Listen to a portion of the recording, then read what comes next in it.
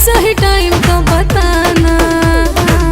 बाबू कहाँ हो? तुम्हारा बाबू व्यस्त है, महादेव की भक्ति में मस्त है। अच्छा। और सावन सुनो तुम नजर नहीं आना, तेरा बाबू हो चुका है महादेव का दीवाना। और सावन सुनो तुम नजर नहीं आना, तेरा बाबू हो चुका है महादेव का दीवाना।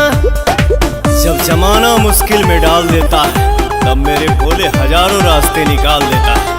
क्या बात कर रही है?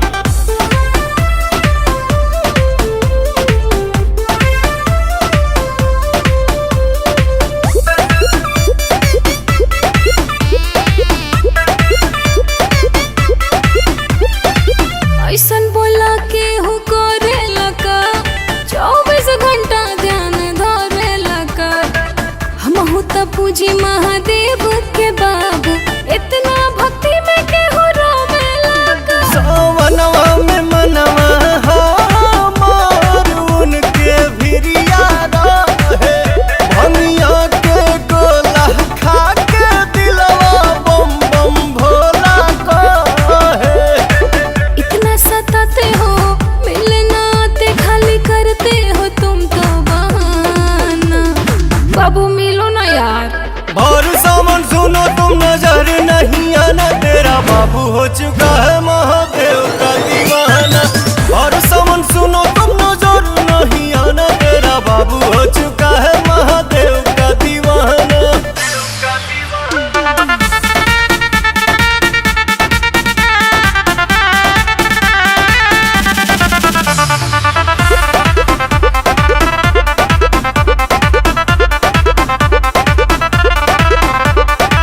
मिले के मन बड़ी करता हो, धीरज न दिल धन धरता हो। अच्छा, कतने दिन भइल देखला सुरतिया, तोहरा पवन रोवा जो रहता हो। मोह माया के नगरी से कुछ दिन ही दूर रहीला।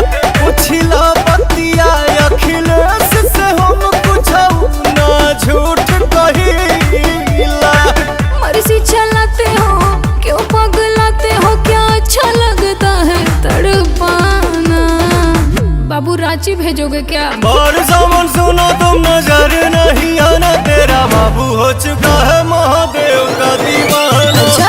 और सावन सुनो तुम